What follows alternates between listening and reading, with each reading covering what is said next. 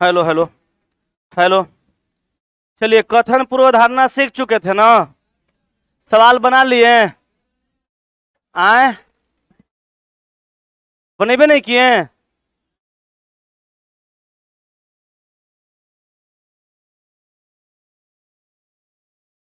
एगो दूगो फंसेगा नहीं यार, ऐसा बात करते हैं। एगो दूगो सवाल फंसबे करेगा, पूछना है। अभी नया चैप्टर चालू करते हैं, क्लास खत्म होने के बाद पूछ लीजिएगा, या पहले वही बता देंगे, फंसेगा नहीं। एगो दूगो फंसबे करेगा, ओकरा पूछना है। तभी ना हम होमवर्कवा छोड़ते हैं। होमवर्क काहे छोड़ते हैं? ताकि बनाइए। एक दूगो फंसेगा तब समझिएगा।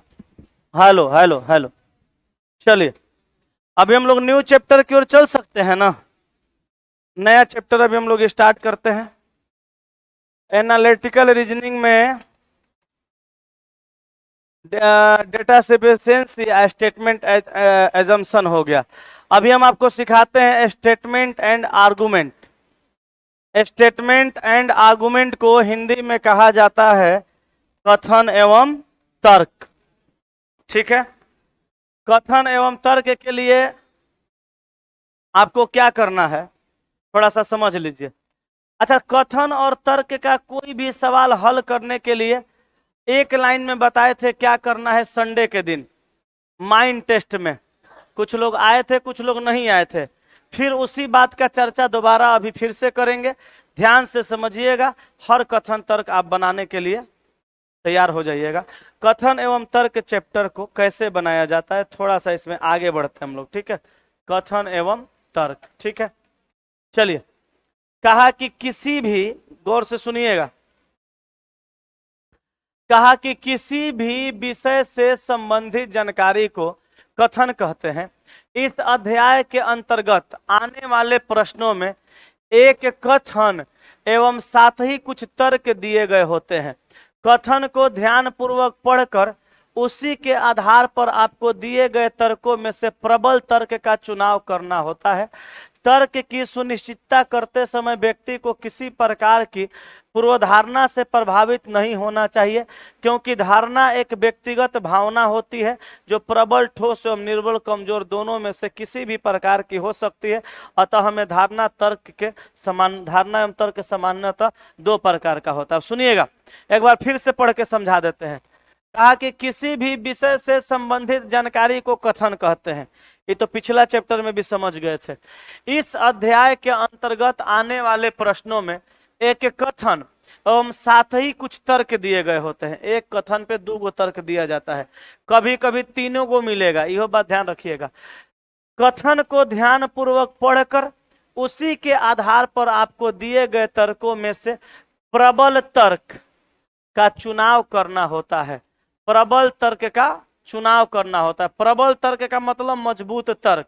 उसी बतवा को हम पिछला क्लासवा संडे के दिन समझाए थे कि कथन और तर्क का कोई भी सवाल आपको हल करना है तो एक लाइन का बात याद रखिए कि कथन के अनुसार किसके बातों में ज्यादा दम है। हम लोग उस पर एग्जाम्पल दिए थे, जैसे लॉज में कोनो बात बतियाते हैं, चाहे साथी संगत में कोनो बात बतियाते हैं, तो नहीं कहते कि एकदम सही कहला, तोरा बात में दम बा। तो जिसके बात में आपको दम लगेगा, जेकर बात मजबूत लगेगा, जेकर आर्गुमेंट स्ट्रांग होगा, उसी को आप चुनिएगा, वही आपका आंसर होगा। इसीलिए लिखा हुआ है कि आपको प्रबल तर्क का चुनाव करना होता है। माने प्रबल माने मजबूत, मजबूत तर्क का चुनाव करना है। तर्क की सुनिश्चितता करते समय व्यक्ति को किसी प्रकार की पूर्वधारणा से प्रभावित नहीं होना चाहिए, क्योंकि धारणा एक व्यक्तिगत भावना होती है। धारणा, अच्छा इससे पहले पूर्वधारणा पढ़े थे, तो पूर्वधारणा क्या है? पूर्वधारणा एक व्यक्तिगत भावना था ना। हम लोग सोचते थे कि हाँ ऐसे हुआ होगा, इसीलिए ये बात कहा होगा, तो वैसा बात इसमें नहीं लेना है। ठीक है, धारणा एक व्यक्तिगत भावना होती है जो, लेकिन नहीं लेना ही नहीं कहा। कहा कि तर्क की सुनिश्चितता करते समय व्यक्ति को किसी प्रकार की पूर्वधारणा से प्रभावित नहीं होना चाहिए, क्योंकि धारणा एक व्यक्तिगत भावना होती है जो प्रबल, ठोस एवं निर्बल, कमजोर दोनों में से किसी भी प्रकार की हो सकती है। ऐसा नहीं कि पूर्वधारणा को इसमें लेबे नहीं करिएगा। पूर्वधारणा को इसमें ले सकते हैं, पूर्वधारणा से हम प्रभावित नहीं होंगे, पूर्वधारणा है तो छोड़ देते हैं, नहीं, पूर्वधारणा को लेंगे, लेकिन कब, जब मजबूत होगा तब, कमजोर होगा तो नहीं लेंगे। आगे देखिए, कहा कि अतः हमें धारणा तर्क सामान्यतः दो प्रकार के होते हैं। कौन कौन सा? तो एगो प्रबल तर्क होगा और एगो निर्बल तर्क होगा। प्रबल तर्क को मजबूत तर्क कहा जाता है, निर्बल तर्क को कमजोर तर्क कहा जाता है। प्रबल तर्क कैसे, समझिएगा। किसी योजना विचार के पक्ष या विपक्ष में दिया गया ऐसा महत्वपूर्ण तर्क जो कि सीधे योजना से संबंधित हो, साथ ही आदर्श, सत्यता, स्पष्टता एवं वास्तविकता से पूर्ण हो, ऐसे तर्क को प्रबल तर्क यानी स्ट्रॉन्ग आर्गुमेंट कहते हैं। अन्य शब्दों में कहा जा सकता है कि प्रबल तर्क सीधे कथन से संबंधित होता है तथा वास्तविकता से पूर्ण एवं सटीक होता है। ठीक है। अच्छा, निर्बल तर्क क्या है? किसी योजना विचार के पक्ष या विपक्ष में दिया गया ऐसा महत्वहीन तर्क जो सीधे योजना से संबंधित न हो, साथ ही आदर्श, सत्यता, स्पष्टता एवं वास्तविकता से बिल्कुल अलग हो, ऐसे तर्क को निर्बल या दुर्बल यानी वीक आर्गुमेंट कहते हैं। प्रबल या सबल ठोस तर्क का चुनाव करते समय कुछ बातों का विशेष ध्यान रखना चाहिए जो कि निम्नलिखित है। मतलब तर्क दो प्रकार का, एगो प्रबल माने मजबूत, एगो निर्बल यानी वीक, कमजोर। प्रबल तर्क कैसा होगा? जो कथन से सीधे संबंधित होगा, आदर्श, सत्यता, स्पष्टता एवं वास्तविकता से पूर्ण होगा। उसके बाद सीधे योजना से संबंधित होगा, उसको मजबूत कहेंगे। और जो योजना से संबंधित नहीं होगा, वास्तविकता, आदर्श, सत्यता, स्पष्टता पर आधारित नहीं होगा, उससे अलग होगा, उसको क्या कहेंगे? कमजोर। कहने का मतलब ये हुआ कि जो कथन से संबंधित रहेगा वो मजबूत होगा, और जो कथन से संबंधित नहीं रहेगा वो कमजोर हो जाएगा। अब देखिए, जो तर्क सामाजिक रूप से बनाए गए नियम, कानून एवं विचार के अनुरूप हो, वे प्रबल तर्क कहलाते हैं। कहा कि प्रबल तर्क किसे कहते हैं? तो जो तर्क सामाजिक रूप से बनाए गए नियम, कानून एवं विचार के अनुरूप हो, वे प्रबल तर्क कहलाते हैं।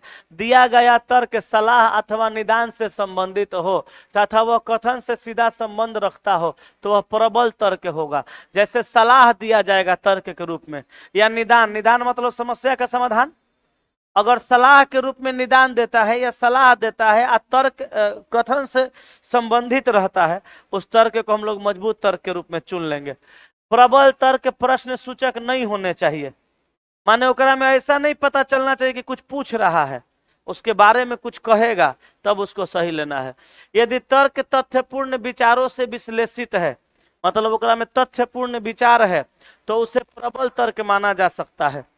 तर्क किसी एक घटना, उदाहरण एवं विशेषताओं से संदर्भित नहीं होनी चाहिए, अर्थात यह आदर्श, पूरक एवं व्यापक रूप से सत्यता को समाहित किए हुए होना चाहिए, तभी इसे प्रबल तर्क माना जाएगा। ठीक है। प्रबल एवं निर्बल तर्क को समझने के लिए अभ्यर्थी निम्न उदाहरण को ध्यान पूर्वक अवलोकन करें। कैसे करना है समझिए। यहाँ पे 1 से 2 में कहा कि नीचे दिए गए प्रत्येक प्रश्न में एक कथन तथा 2 तर्क दिए गए हैं। कथन के आधार पर कौन सा तर्क प्रबल है, उसी के अनुरूप उत्तर विकल्प का चयन कीजिए। 1, 2, 3, 4, 5 गो ऑप्शन में पहला में है केवल तर्क 1 प्रबल है। जैसे पहला तर्क प्रबल होगा तो ऑप्शन 1 को टिक करिए, दूसरा तर्क प्रबल होगा 2 को टिक करिए, पहला और दूसरा दोनों में आइदर और का कंडीशन होगा तो 3 को टिक करिए, पहला दूसरा दोनों गलती है तो 4 को टिक करिए, और दोनों सही है तो 5 को टिक करिए। अब एग्जाम्पल पे आइए।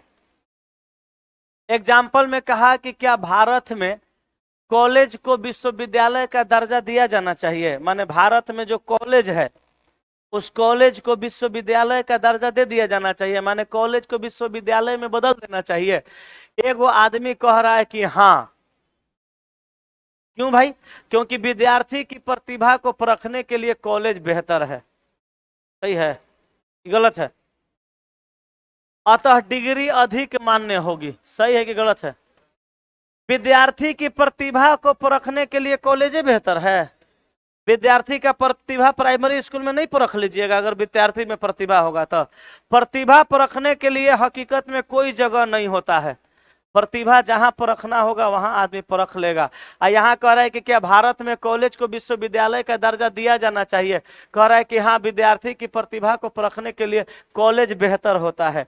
ऐसा बात कथन में नहीं है, ये गलत है। दूसरा कहा कि नहीं, यह सोचना व्यर्थ है कि कॉलेज द्वारा दी जाने वाली डिग्री सही व स्वच्छ होगी, ऐसा बात कथन में कहीं नहीं है, तो ये भी गलत हो जाएगा। ये दोनों के बात में कोनो दमे नहीं है, कथन से दोनों का बात मैच करिए नहीं रहा है ढंग का, तो यहाँ दोनों का दोनों गलत है।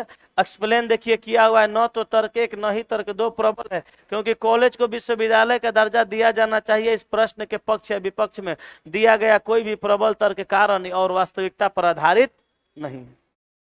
ठीक है, आगे चलिए। दूसरा देखिए, क्या विभिन्न अवधियों की सावधि बैंक जमाओं के लिए केवल एक ही ब्याज दर होनी चाहिए? इसका कहने का मतलब है कि क्या विभिन्न अवधियों के लिए, अवधि मतलब समय, सावधि बैंक जमाओं के लिए केवल एक ही ब्याज दर होनी चाहिए? मतलब आप 4 साल के लिए पैसा जमा करिएगा तो आपको भी 8%, आ कोई 10 साल के लिए पैसा भी जमा करेगा तो उसको भी 8%, आ कोई 1 साल के लिए पैसा जमा करेगा तो उसको भी 8%, आ कोई 6 महीना के लिए पैसा जमा करेगा तो उसको भी 8%। क्या ऐसा होना चाहिए? अब एगो तर्क में कहा कि नहीं, नहीं होना चाहिए। काहे भाई? काहे कि लोग दीर्घावधि के लिए धन बैंक में नहीं रखेंगे। अच्छा, हमरा 10 साल में उतने मिलेगा, और ओकरा 3 साल में उतने मिलेगा, एक 6 महीना में उतने मिलेगा, तो हमरा पागल कुत्ता काटा है जब हम 10 साल तक रखेंगे। हम 6 महीना वाला में डाल देंगे, तब 6 महीना में डालेंगे तो दीर्घावधि के लिए धन बैंक में नहीं रखेंगे, परिणामतः बैंकों की द्रव्यता यानी लिक्विडिटी स्तर कम होगा। अच्छा, तो बैंक में पैसा कम समय के लिए रखेंगे, लंबा अवधि के लिए नहीं रखेंगे, तो उसका द्रव्यता जो है वो कम हो जाएगा कि नहीं हो जाएगा? तो पहिलका के बात में दम लग रहा है कि ना? सही बोल रहा है कि ना? पहला सही है। दूसरा में कहा कि हाँ, यह आम लोगों के लिए अधिक सरल होगा और बैंकों में अधिक धन रखने के लिए वे प्रेरित होंगे, ये बात सत्य है। कहा कि हाँ, अगर ब्याज दर 1 कर दीजिएगा तो ये आम लोगों के लिए बेहतर होगा। जैसे कोई घरे 3,000 रुपया रख ले है, बैंक में रख देगा, 6 महीना पर ब्याज मिल रहा है, तो आम लोगों के लिए बढ़िया ना है। कम में अवधि के लिए पैसा रहेगा लेकिन बैंक में पैसा जमा रहेगा, रहेगा कि नहीं रहेगा? तो यहाँ पे दोनों का बात सत्य हो जाएगा। इसमें पॉजिटिव निगेटिव के हिसाब से आंसर नहीं मारना है। ऐसा नहीं कि पॉजिटिव है तो सही होगा और निगेटिव है तो गलत होगा, ऐसा बिल्कुल नहीं। पॉजिटिव भी सही हो सकता है, निगेटिव भी सही हो सकता है, खाली ओकरा बात में दम होना चाहिए।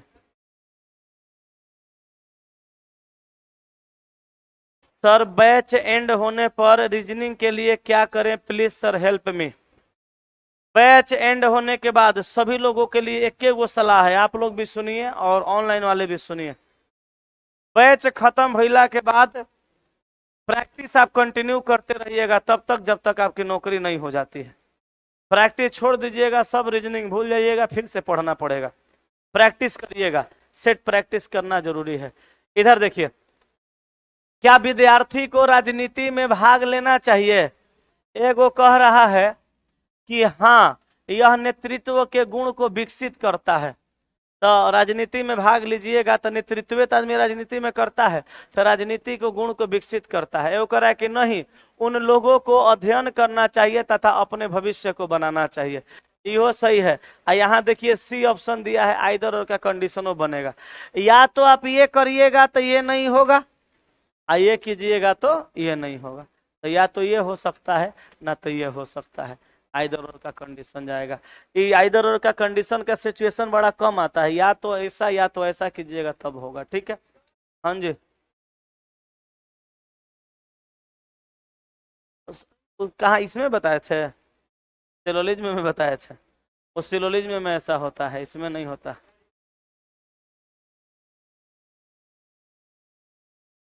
हाँ, तो दोनों दोनों निकलने पर ई भी होता है और दोनों निकलने पर सी भी होता है, लेकिन सी कब होता है? या तो ये कर दीजिए या तो ये कर दीजिए, तो दोनों में से कोनो एगो से हो जाएगा। दोनों में से कोई भी कर सकते हैं तो सी, और दोनों कीजिएगा तो ई। बोलिए आगे। क्या भारत के सभी विश्वविद्यालयों का पाठ्यक्रम एक समान होना चाहिए? एगो कह रहा हाँ क्यों नहीं। एक बात से कुछ तो बुझा रहा है। कह रहा हाँ क्यों नहीं, हम तो यो कह रहे हैं क्यों। अगर कोई कहा कि क्या भारत के सभी विश्वविद्यालयों का पाठ्यक्रम एक समान होना चाहिए, तो हाँ तो क्यों और ना तो क्यों, ओकर लॉजिक दो। करे हाँ क्यों नहीं, ऐसे थोड़ा होता है, गलत। नहीं, ये वो करे नहीं, काहे भाई, काहे कि भारत जैसे विशाल देश में स्थानीय जरूरत के लिए भिन्नता जरूरी है। सही बात कह रहा है, तो दूसरा का सही है। अब सारा अब सारा विश्वविद्यालय का पाठ्यक्रम एक हो जाएगा, सब कन्नड़ में पढ़ाने लगेगा, चाहे तेलुगु में चाहे तमिल में। पूरा भारत तमिल में पढ़ाएगा, चाहे तेलुगु चाहे कन्नड़ में। हम भी कन्नड़े में पढ़ लिए, गांव के लोग हमारा कन्नड़ समझिए नहीं रहा है, हम स्कूल में टीचर बन गए, तो कन्नड़ पढ़ाएंगे तो के पढ़ने जाएगा, केकरो भाषा बुझाएगा।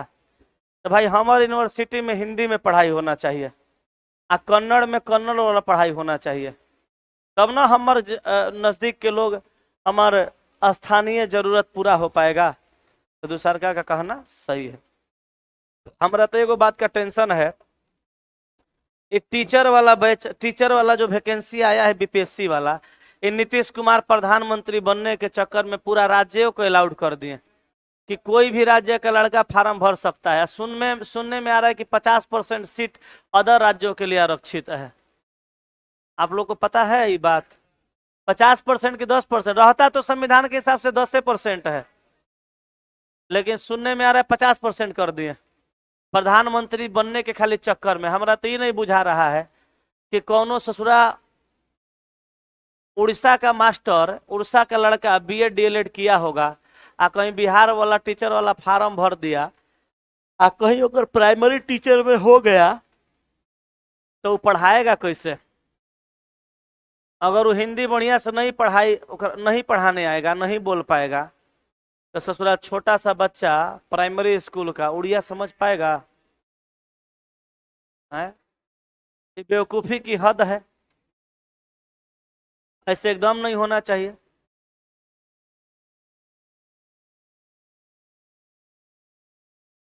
बेवकूफी की हद देना है। पश्चिम बंगाल के मास्टर साहब भर देंगे बिहार का टीचर का फार्म, टीचर बन जाएंगे, तो कहेंगे उड़ी बाबा लिखो। आए, हाँ, आएगा की दो दा की खबर। अब प्राइमरी स्कूल के बच्चा तीसरा के कहेगा कि दादा सब भालो अच्छे। तो ये गड़बड़ ना है हो।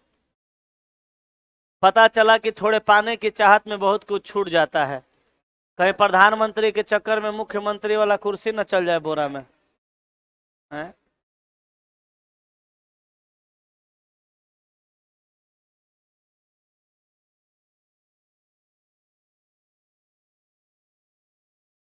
गलत हो गया।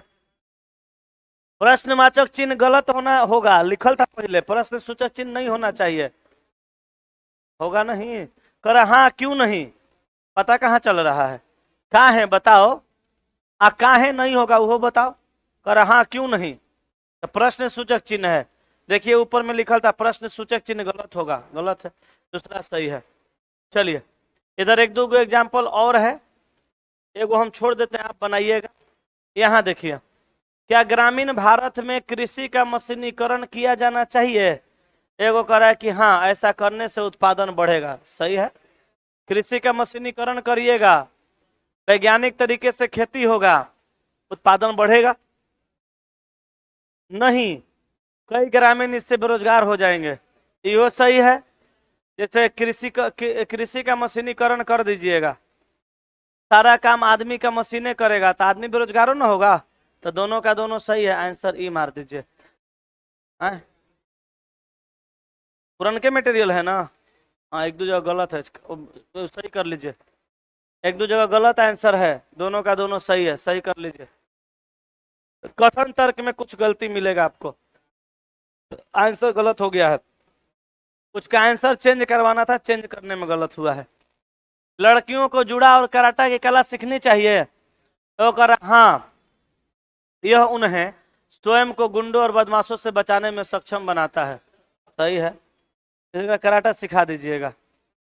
आई मान लीजिए 5 बजे सुबह में स्टेशन से आएगी, घर से आई, स्टेशन पे उतरी 5 बजे सुबह में, हाट में उतर गई, रूम जा रही है, आई गली में 2 बदमाश घेर लिया, बदतमीजी कर रहा है इसके साथ। अब बेचारी कुछ नहीं जानती है तो रिक्वेस्ट करेगी, लेकिन बदमाश सब रिक्वेस्ट सुनता है, वो बदमाशी करेगा। अब वही अगर जुड़ा कराटा सिखा दीजिए, मारेगी खच खच 2-4 गो के एकदम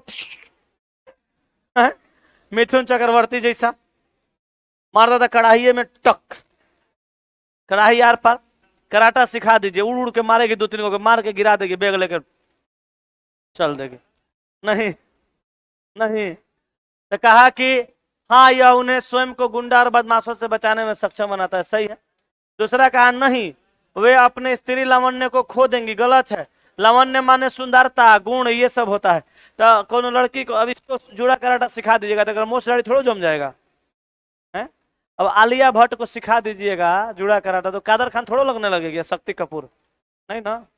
थोड़ा गलती है। पहला सही है। क्या राजनीतिक दलों पर प्रतिबंध लगाया जाना चाहिए? एगो तर्क में कहा कि हाँ लगा दो। काहे रे? कि राजनेताओं को सबक सिखाना जरूरी है। तो राजनेता को सबक सिखा दीजिए, सिखाने के लिए राजनीतिक दल पे प्रतिबंध लगा दीजिएगा, देश के चलाएगा? ये गलत है। और राजनेता को सबक सिखाने के लिए राजनीतिक दल पे रोक नहीं लगाना चाहिए। और कई गो उपाय है, जाता है तो मारिए झाड़ू निकाल के ओकरा है। दूसरा, नहीं, इससे लोकतंत्र का अंत हो जाएगा। हाँ ये सही कह रहा है।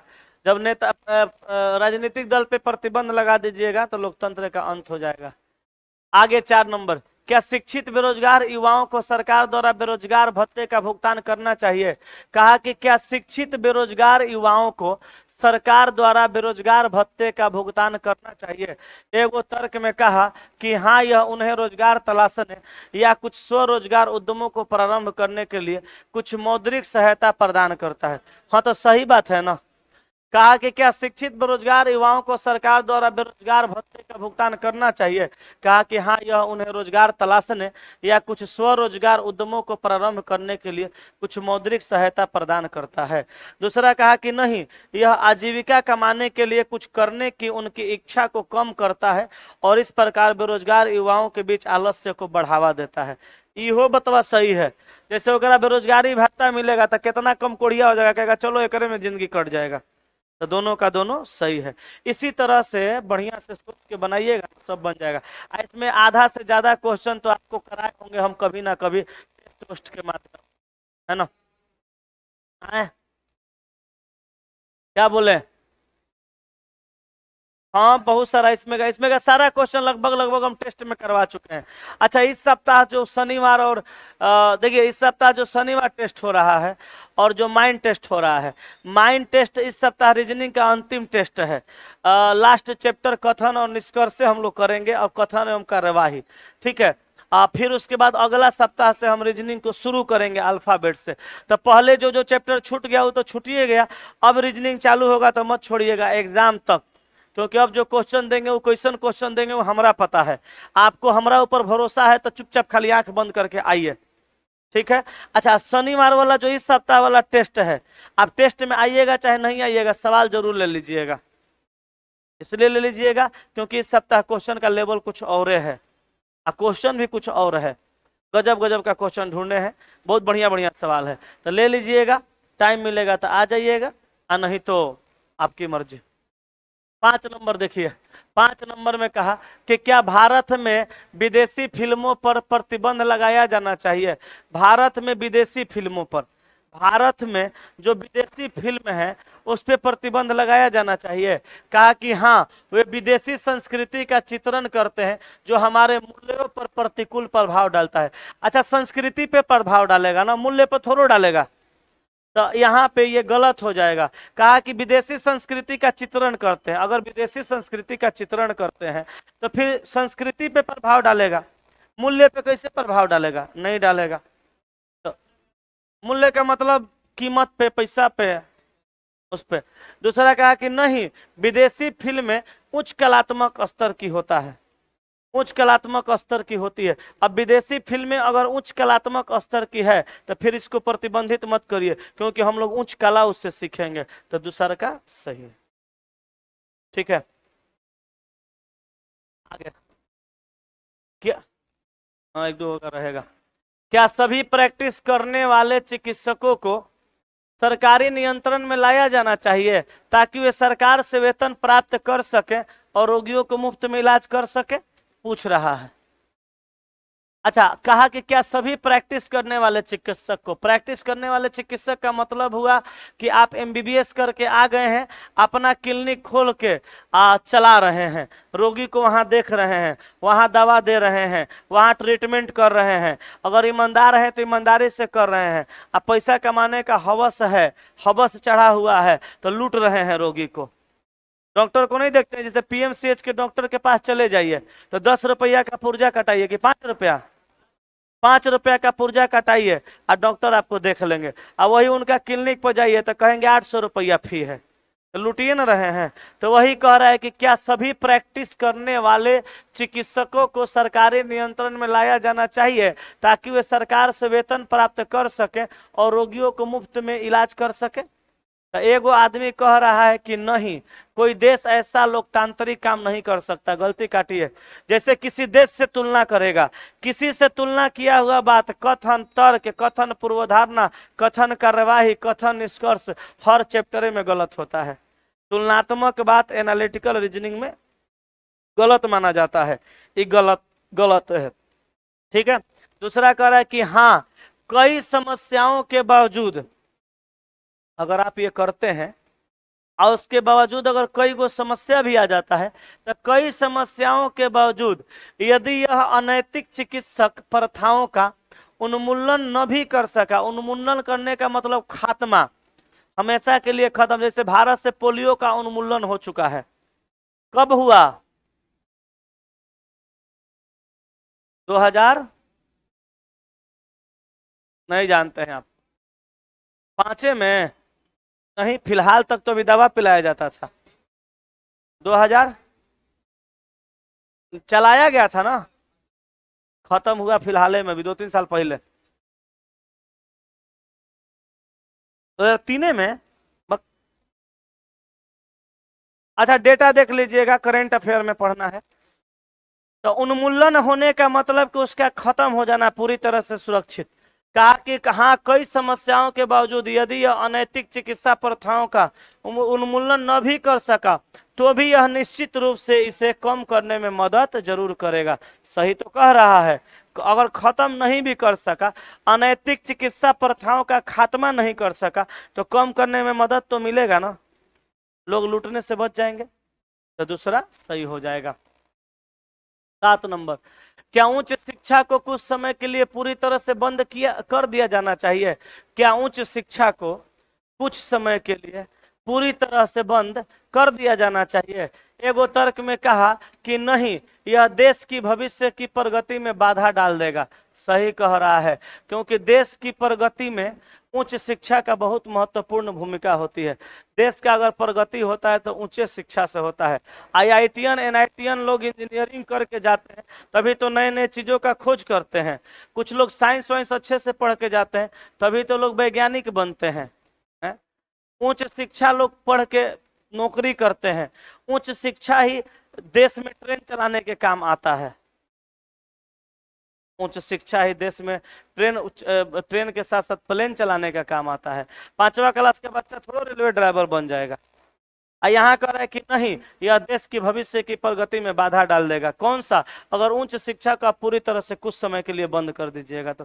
पहला सही है। दूसरा कह रहा है कि हाँ, बंद कर दीजिए। काहे भाई? काहे कि यह शिक्षित बेरोजगारी को कम करेगा।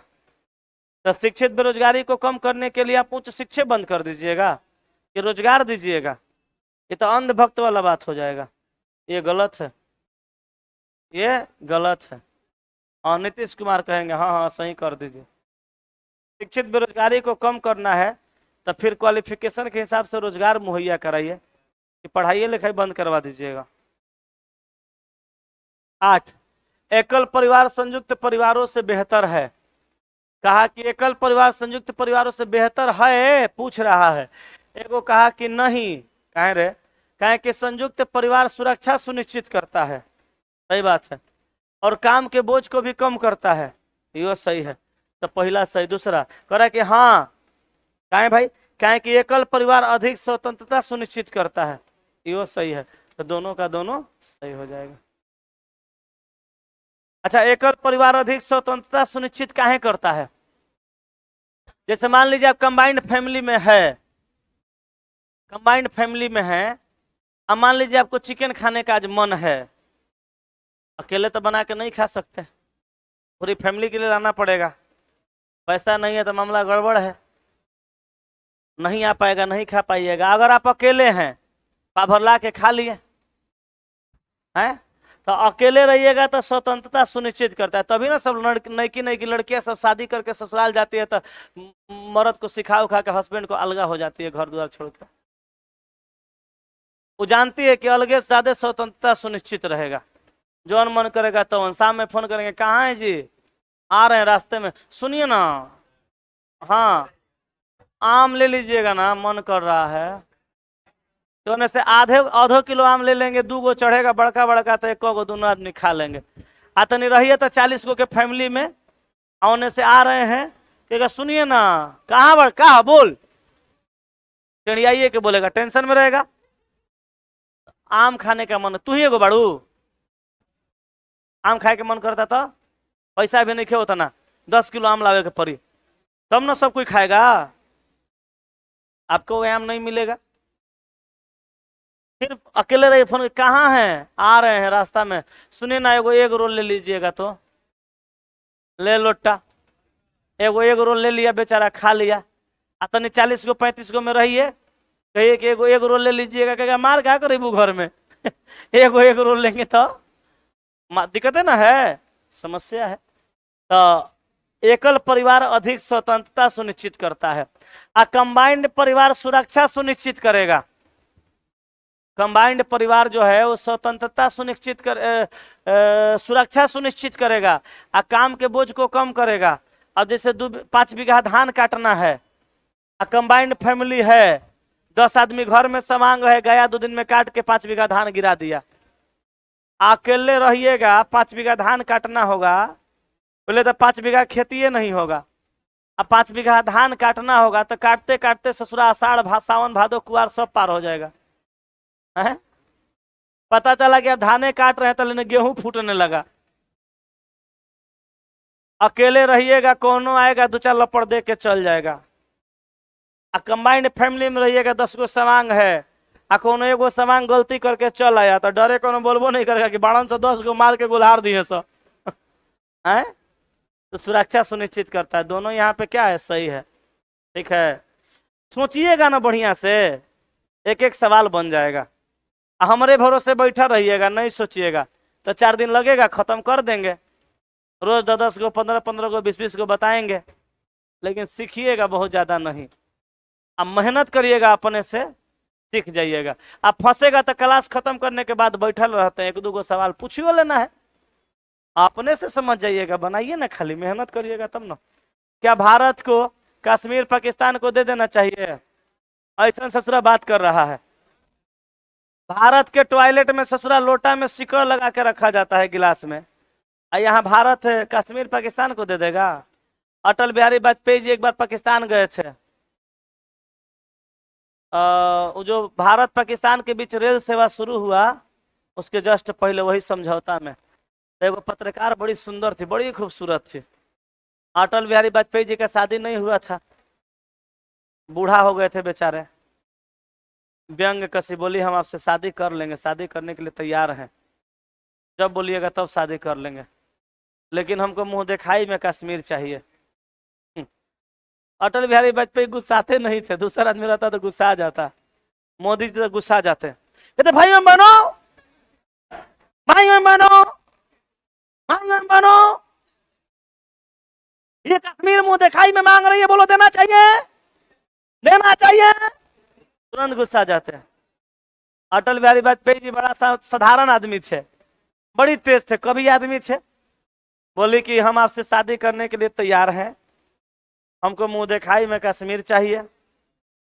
बोले ठीक है ले लीजिएगा, लेकिन दहेज में हमारा पाकिस्तान चाहिए। बोलिए।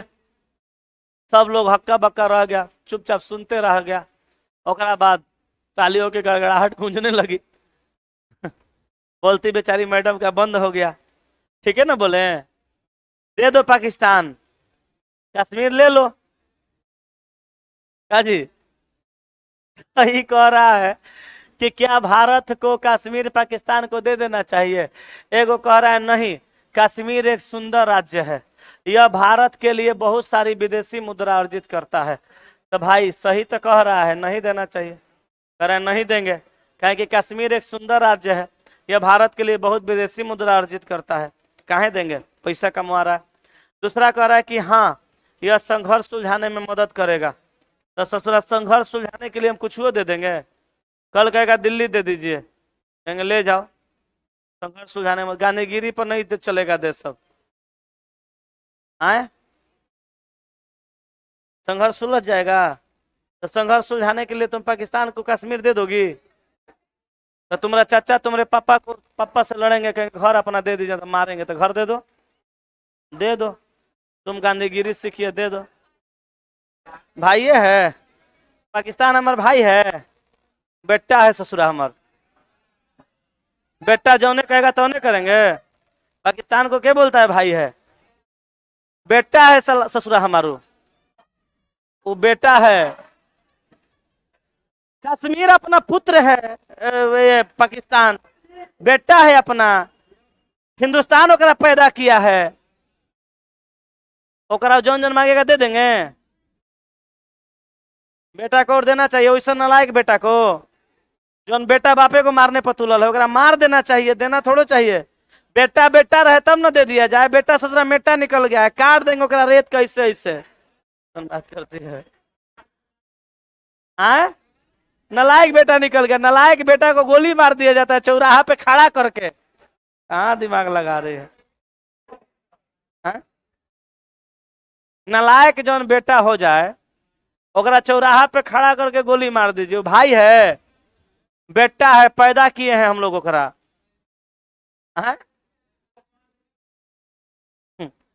10 नंबर का कथन देखिए। कहा क्या छात्रों को राजनीति में भाग लेना चाहिए? क्या छात्रों को राजनीति में भाग लेना चाहिए? कहा कि हाँ यह उनमें नेतृत्व के गुणों को अंतर्विष्ट करता है, सही है। नहीं, उन्हें पढ़ाई करनी चाहिए और अपने करियर का निर्माण करना चाहिए, यह सही है। हाँ चलिए 11, क्या केवल कुछ राज्यों में ही विदेशी निवेश पर ध्यान होना चाहिए? माने विदेशी निवेश क्या केवल कुछ राज्यों में ही होना चाहिए? एगो कह रहा है नहीं, यह देश के समग्र विकास की नीति के खिलाफ है। सही बात है। अगर केवल कुछ राज्यों में विदेशी निवेश पर ध्यान हो जाएगा तो बाकी राज्य तो पीछे हो जाएगा। तो कहा कि नहीं, यह देश के समग्र विकास की नीति के खिलाफ है। तो देश के समग्र विकास की नीति के सचमुच में खिलाफ है। पूरे देश का विकास नहीं हो पाएगा ना, कुछ राज्यों का विकास होगा, कुछ का नहीं होगा। दूसरा कहा कि हाँ, कहे भाई, कहे कि विदेशी निवेश को आकर्षित करने के लिए बड़ी संख्या में राज्यों में बुनियादी ढांचे की कमी है। किस राज्य में बुनियादी ढांचे की कमी है? ये बात कथन में कहाँ कहा है? तो दूसरा का गलत है, पहले का खाली सही है। आगे बन पाएगा? बना लेंगे। 11 गो सवाल हो गया, आगे बना लीजिएगा। कल नया चैप्टर फिर देखेंगे एगो, जहाँ डाउट होगा बोलिएगा। जैसे प्रैक्टिस करिएगा ना सब बनने लगेगा, नहीं बनाइएगा तो गड़बड़ हो जाएगा। बनाते हैं कि नहीं बनाते हैं? बनाइए, बनता है ना, ये हो बनेगा। ठीक है, कल नया चैप्टर स्टार्ट करेंगे। आज की सेवा यहीं तक।